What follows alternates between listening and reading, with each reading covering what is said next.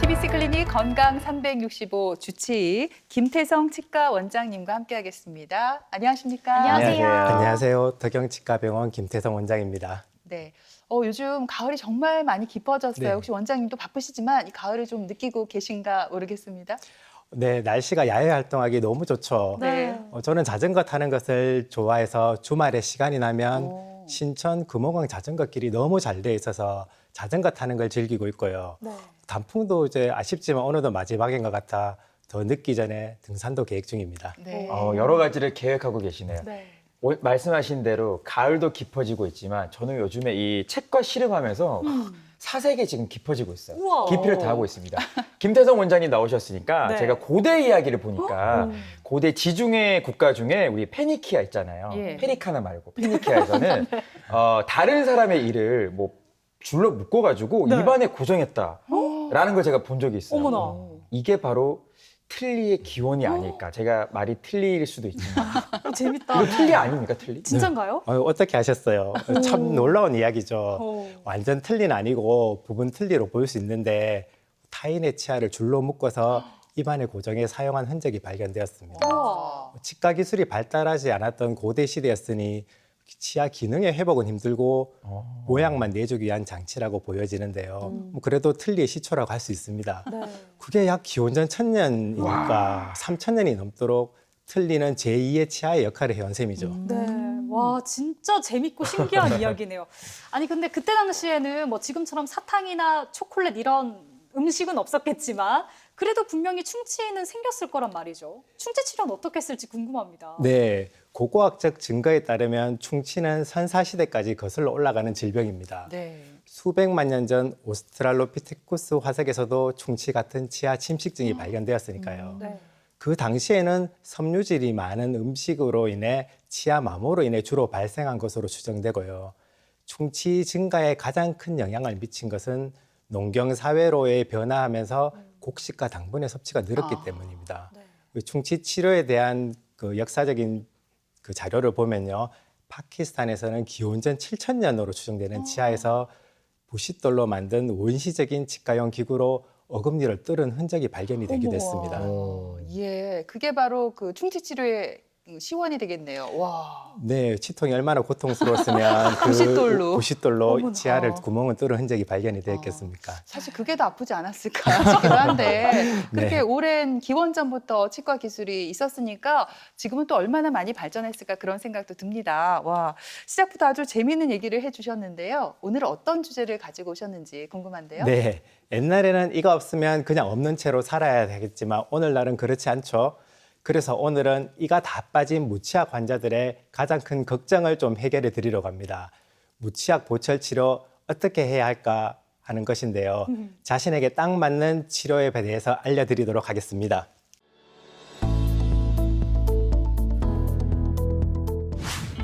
오복 중에 가장 큰 복이 건강한 치아라고들 하죠. 하지만 살면서 누구나 한 번쯤 사고나 충치, 치주 질환 등 다양한 이유로 치아를 상실하게 되는데요. 한번 치아가 상실되면 다른 신체 부위와 달리 회복이 어렵습니다. 그래서 나이가 들수록 치아는 정말 중요한데요. 노년이 되면서 일부의 치아만 남게 되는 부분 무치약이나 모든 치아가 상실된 완전 무치약 상태인 경우가 많습니다. 노년기뿐 아니라 30, 40대도 치아를 상실해 부분 무치약이나 완전 무치약이 되는 경우도 허다합니다. 하지만 무치약 경우에 어떤 방법으로 상실된 치아를 해결해야 할지 걱정이 큰데요. 오늘은 나에게 딱 맞는 무치약 치료법에 대해 자세히 살펴봅니다. 네, 무치약이라고 하니까 치아가 아예 하나도 없는 상태를 말하는 것 같은데요. 혹시 치아가 뭐 한두 개 정도만 있어도 무치약이라고 부르나요? 예, 아랫니, 윗니를 따로 보아 이가 하나도 없으면 완전 무치약이라고 하고요. 네. 몇 개의 이가 남아있으면 부분 무치약이라고 합니다. 그렇군요. 근데 선천적으로 이가 없는 경우는 없고 또 사실 그냥 이를 뽑을 일도 잘 없어요. 그쵸. 아프지 않은 다음에야 네. 충치가 있거나. 그러면 저는 이 무치약은 노년기 질환으로 봐야 되지 않을까 싶거든요. 네, 드물긴 하지만 유전적으로 치아가 6개 이상 결손되는 부분 무치증, 전체 치아가 나지 않는 완전 무치증이 있기도 합니다. 사랑니를 제외한 한두 개의 영구치가 선천적으로 없는 경우는 인구의 약 6에서 10%로 매우 흔합니다. 그 이외에 사고, 충치, 치주 질환 등으로 다양한 이유로 상실되는 치아는 다른 신체 부위와 달리 한번 손상이 되면 회복이 어렵습니다. 따라서 노년이 되면서 무치약으로 진행되는 경우가 많아 노년기에 찾아오는 질환으로 생각하기 쉬우나 젊은 분들도 사진에서처럼 다수의 치아를 상실해 부분 무치약이나 완전 무치약의 경우도 생각보다 많습니다. 네. 아니 근데 노년기에 치아가 빠지는 경우 외에 이제 젊은 층의 사람들도 무치약인 경우가 있을 수 있다고 얘기를 하셨잖아요. 네. 어떤 경우에 이런 상황이 벌어지는 거예요? 네, 유전적인 경우를 제외하고 주로 젊으시니까 사회활동을 많이 하시다 보니까 바쁘다는 이유로 또는 생각보다 많은데 치과 공포증으로 인해 내원을 미루다가요.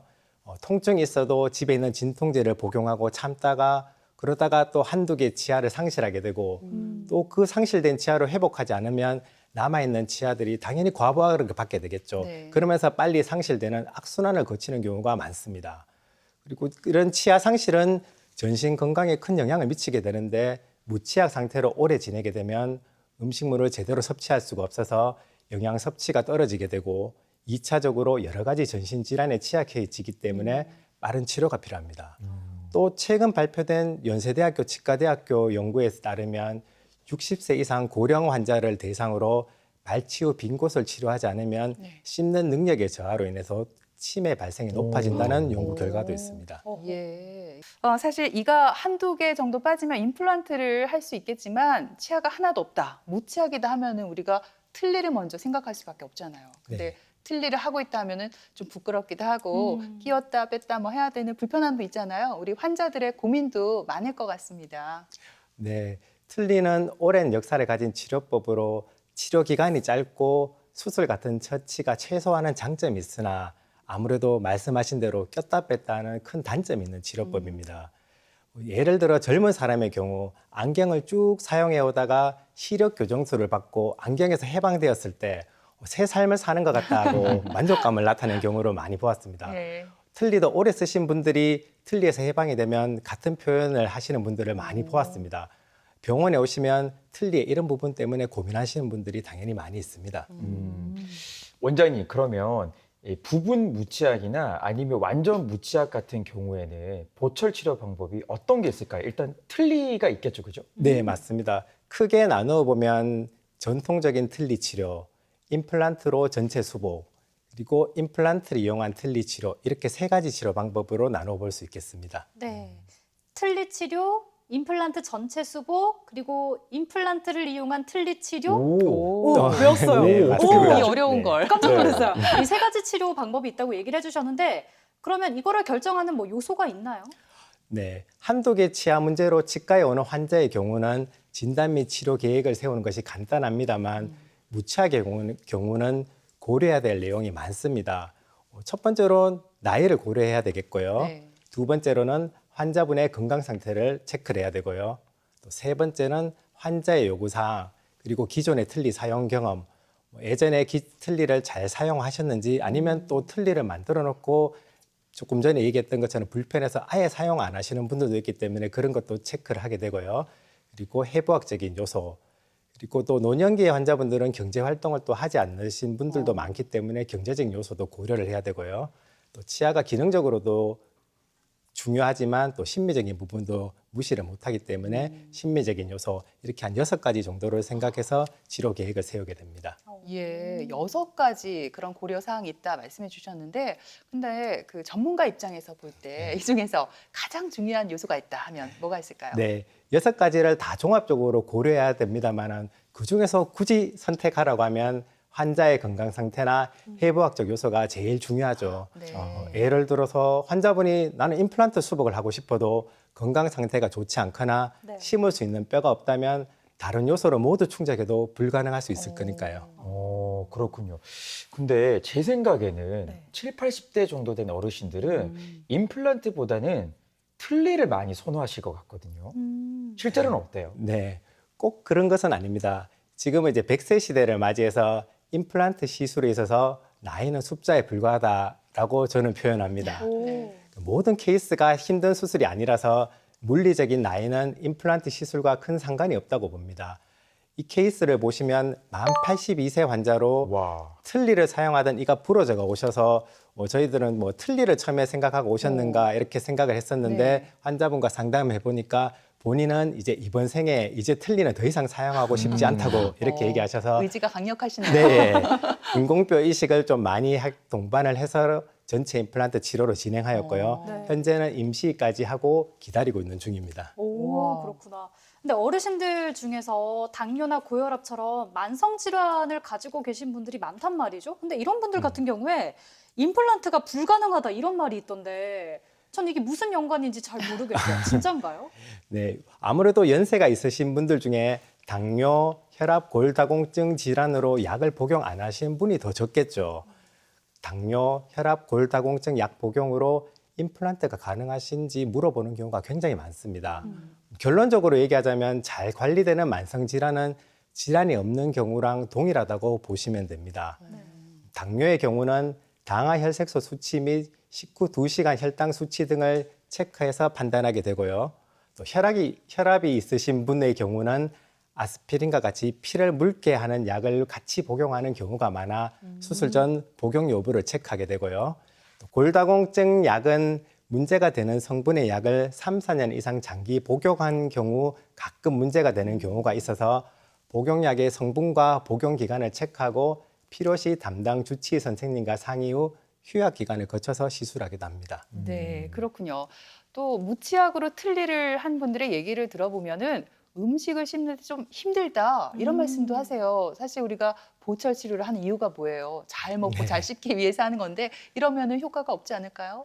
네, 좀 안타까운 얘기지만 틀니를 했는데 김치도 잘 못 씻겠다 와. 이렇게 표현하신 분들이 아니 어르신들 김치 정말 좋아하시는데 네. 맞아요. 안 또 되죠. 한국의 또 대표 음식이다 보니까 그렇죠. 그런 표현을 그러니까요. 굉장히 많이 하시는데 사실 죄송스럽지만 김치 종류가 섬유질이 많아서 질겨서 아. 사실 저장이 가장 힘든 음식 중에 하나입니다.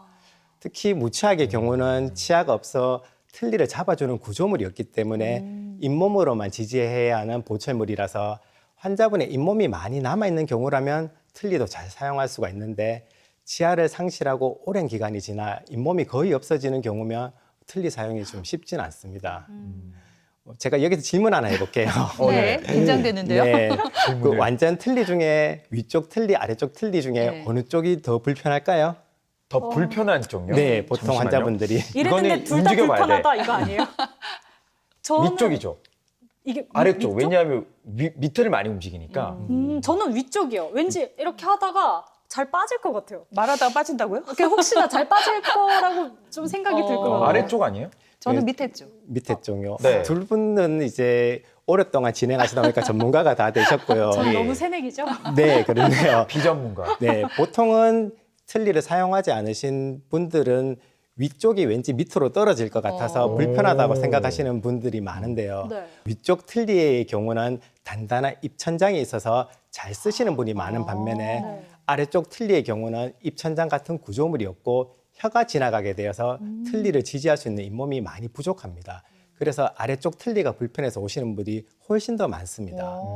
그리고 시간이 지나면서 틀니에 잘 적응하신 분은 괜찮으나 처음 사용하시거나 유지력이 약하면 적응될 때까지 또 음식을 어쩔 수 없이 좀 가위로 잘게 잘라서 적응을 하시라고 설명을 드립니다. 만약에 원장님 완전 틀니 사용하는 분들이 뭐 고기나 질긴 음식들을 좀 잘 먹으려면 그러면 어떻게 하면 좋을까요? 네, 완전 틀니가 불편한 이유는 틀니를 고정시킬 수 있는 치아가 없다는 것인데요. 그래서 임플란트를 몇 개 심어서 치아를 만든다든지 아니면 자석 똑딱이 단추 같은 구조물을 이용하여 틀니를 잡아줄 수 있도록 하면 잘 드실 수 있게 됩니다. 임플란트 개수 또는 어떤 식으로 틀니를 할 건지는 반대편 치아가 또 틀니인지 또 자연치인지 또 구강 내 상태에 따라서 여러 가지 치료 방법을 생각해 볼 수 있습니다. 네. 오, 오, 방법이 정말 다양하니까 이 중에서 나에게 잘 맞는 방법을 선택하면 좋을 것 같고요. 네. 이게 그러면 누구나 다 가능한 건가요? 누구나 다 가능한 건 아니지만 임플란트를 이용한 틀니의 경우는 심는 개수가 많지 않아서 가급적 뼈 상태가 좋은 곳을 찾아 식립하기 때문에 틀니를 오랫동안 쓰신 분들도 대부분의 경우는 가능하다고 볼 수 있습니다. 예. 근데 무치약인 경우 임플란트를 하고 싶어도 어떤 구강 구조 또 치아의 구조상 불가능한 경우도 있을 것 같습니다. 어떤가요? 네, 그렇습니다. 해부학적 한계로 전체 임플란트를 하고 싶어도 못하는 경우도 있습니다.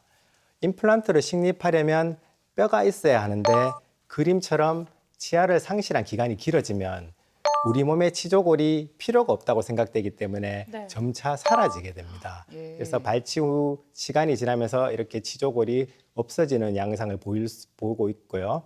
이가 남아있던 앞니는 뼈가 아직 남아있어 임플란트 시술이 가능하나 어금니 부분은 신경과 같은 구조물에 가깝게 뼈가 소실이 되어 인공뼈 이식으로도 심기 어려운 경우가 있습니다.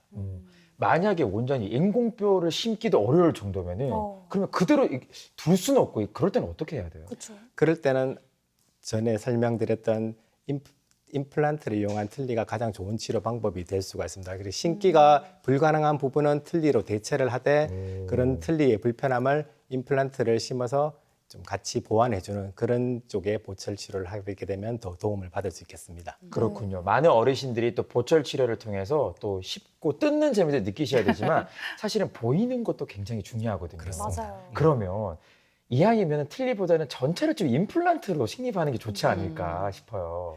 네, 보통 사람들은 당연히 임플란트가 틀니보다 심미적이라고 생각하시는데요. 네. 만약 무치약 상태가 오래되면 골 소실이 많이 발생된다고 이야기를 드렸는데 그럼으로 인해서 사진에서처럼 입술과 볼이 오므라들게 되고 주름도 많이 생깁니다. 이런 경우는 틀니 사진에서 보듯 틀니의 테두리 부분이 이런 입술과 연조직을 지지해 주는 역할을 하게 됩니다. 그리고 틀니를 오래 사용했던 분이라든지 사진에서처럼 또 골격적으로 위턱보다 아래턱이 더 돌출된 경우는 임플란트 수복으로 틀니를 사용하지 않는 경우에 기능적으로는 편하지만 임플란트 및 뼈 이식으로 틀니의 테두리만큼 재현은 어렵기 때문에 또 심미적인 부분은 만족도가 떨어질 수도 있습니다. 그렇군요. 그러면 무치약 환자들이 임플란트를 할 때 임플란트를 하기 전에 좀 점검해야 되거나 꼭 체크를 해야 한다 이런 사항들이 있을까요?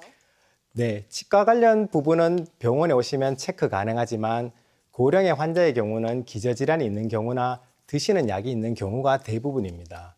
따라서 의과 쪽과 협진 및 문의를 하면서 진료해야 될 경우가 많습니다. 혼자서 판단하셔서 치과 치료 받는데 이 정도는 괜찮겠지 하고 이야기 안 하시는 분들도 종종 계신데 절대 그러시면 안 되고요. 네. 병원에 오시기 전에 환자분 본인의 건강 상태, 복용 중인 약 등을 미리 알고 오시면 도움이 많이 됩니다. 예를 들어 당뇨 환자의 경우는 약을 드시면서 당뇨 수치가 어디까지 조절이 되는지, 또 혈압 환자의 경우는 최근 측정한 혈압 수치 또는 그 드시는 약 중에 혈액순환제가 있는지, 또 골다공증 약 드시는 분들은 약 이름과 또 얼마나 오래 드셨는지 등을 알아오시면 도움이 많이 됩니다. 네. 병은 좀 널리 소문내라 이런 말이 있잖아요. 네. 예, 그럴 필요가 있을 것 같네요. 무치약 환자의 경우 이 치아가 28개라고 하면 이걸 다 임플란트를 해야 하는 건가요? 생각해 보면 현실적으로나 비용적으로나 굉장히 힘들 것 같습니다. 그렇다면 임플란트를 최소한 몇 개 정도 해야지 이걸 효과적으로 유지할 수가 있을까요? 네, 그것은 이제 나이에 따라, 성별에 따라, 교합력 차이 등에 따라서 다를 수 있습니다. 젊은 사람이거나 저장력이 강한 남성의 경우는 가급적 28개 치아를, 고령이거나 교합력이 약한 경우는 제일 마지막 큰 어금니를 제외하고 첫 번째 큰 어금니까지 24개를 회복하는 것이 효과적이라고 생각합니다. 그 치료 계획에 따라서 환자의 뼈 상태를 체크해서 최소한으로 윗니는 8개에서 10개, 아랫니는 6개에서 8개는 심는 것이 효과적이라고 생각하고요. 또 임플란트 틀니의 경우는 윗니는 4개에서 6개, 또 아랫니는 2개에서 4개 정도 심는 것이 효과적이라고 생각합니다. 인생에 있어서 보통 왜 저희가 오복이 중요하다 얘기를 하잖아요. 네. 제가 그 5가지 복이 사실 뭔지는 모르는데 하나는 알아요. 치아. 맞아요. 그러니까 평생 이 치아를 건강히 쓸 수 있다면 좋겠지만 네. 만약에 치아가 상실되더라도 우리 원장님처럼 또 좋은 분을 만나서 오. 치료를 잘 받으면 네. 그것도 하나의 복이니까 이제 육복이 되겠는데 그렇네요. 근데 아무리 치료를 잘 해주셔도 환자들이 임플란트 관리를 잘못하면은 이게 또 안 좋아질 수 있잖아요. 예, 그럼요. 이렇게 힘들게 치료하셨는데 잘 관리해 오래 사용하시죠. 네. 좀 세 가지만 말씀드리도록 하겠습니다. 첫 번째는 당연히 양치죠. 그 임플란트는 이 사이의 공간이 자연스럽게 생기게 됩니다. 그 부분은 일반적인 칫솔질만으로 청소가 깨끗이 되기 힘듭니다. 그래서 꼭 치간 칫솔, 치실, 워터픽 등 자기에게 잘 맞는 구강용품을 반드시 사용해야 합니다. 그리고 틀니의 경우는 주무시기 전에 꼭 빼놓고 주무셔야 하고요. 어. 그렇죠. 임플란트 틀니의 경우는 또 임플란트 주변을 깨끗이 닦아주셔야 하고요. 틀니의 세척은 일반 치약에는 마모제 성분이 있기 때문에 일반 치약으로 닦으시면 틀니 내면에 보이지 않는 미세 스크래치가 생겨서 세균이 잘 증식할 수 있으므로 틀니 세정제나 주방 세제 등으로 부드러운 걸로 닦아주셔야 합니다. 그리고 두 번째는 치아를 무리하게 사용하지 않는 것입니다. 우리나라 사람들은 질기고 단단한 음식을 많이 섭취하는 것은 다들 알고 계실 겁니다. 네. 임플란트는 치아처럼 치주인대라는 완충 장치가 없기 때문에 교합력을 바로 받게 됩니다. 그래서 마른 오징어 같은 질긴 음식을 즐기시거나 단단한 뼈 종류, 얼음, 사탕 등을 깨어 드시는 것을 즐기는 분들은 임플란트 파절이나 임플란트 주변에도 골파괴, 틀니 파절 등의 가능성이 훨씬 높게 됩니다. 그리고 마지막 세 번째는 정기 검진입니다. 불편함이 없더라도 관리는 잘 되는지, 다른 문제는 없는지 네. 적어도 1년에 한 번씩은 점검 받으시고요. 임플란트나 틀니 사용 중에 불편함이 있다면 참지 마시고 꼭 치과에 방문해서 문제점이 없는지 체크하시는 것이 중요합니다. 근데 원장님 혹시나 그 치석 제거할 때 어. 임플란트를 했는데도 그러면 치석은 똑같이 생기는 거예요? 오, 궁금하네요. 네. 네, 치석은 구강 내 세균과 침과 음식물이 만나서 생기는 거기 때문에 당연히 임플란트 주변에도 관리가 안 되면 치석들은 발생하게 됩니다. 그래서 임플란트를 했다고 충치는 안 생기지만 치석들이 달라붙어서 풍치는 진행이 될 수가 있기 어머. 때문에 조금 전에 얘기 드렸다시피 정기적인 검진은 굉장히 중요합니다. 그렇구나. 원장님, 그리고 제가 또 그냥 궁금한 건데요. 그 아까 앞에서 부분 무치약이라고 얘기하셨죠? 이가 몇 개 정도 남아있는 상태. 이런 경우에 그냥 이렇게 봤을 때 미용적으로 조금 좋지 않을 수 있잖아요. 이런 경우에 깔끔하게 이렇게 다 뽑는 거는 아이고 그거 이 말을 좋지 않은 되게 건가요? 온화하게 말을 하니까 좋지 않은 건가요?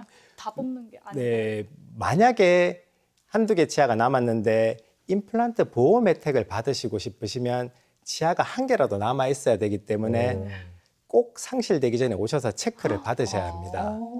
그리고 또 대부분의 환자들은 다수의 치아를 상실하셨기 때문에 하나라도 꼭 살리고 싶어 하는 게 사람의 마음입니다. 네. 당연히 그 치아가 오래 사용할 수 있을 거라고 판단되면 살리는 게 당연하고요. 만약에 치주 상태가 좋지 않아서 얼마 못 가서 발치해야 될 것으로 판단되면 그걸 남겨둠으로 인해서 또 현재 심어야 될 임플란트 개수가 더 늘어날 수도 있고 또 얼마 안 돼서 그 치아가 발치를 하게 되면 다시 또 그 부위를 또 임플란트 수술을 해야 되는 경우가 생길 수가 있기 때문에 반드시 뭐 살린다, 뽑는다 이거를 결정하는 것은 방사선 사진 및 구강 내 상태를 판단한 후에 최종 결정을 하게 됩니다. 예, 그렇군요.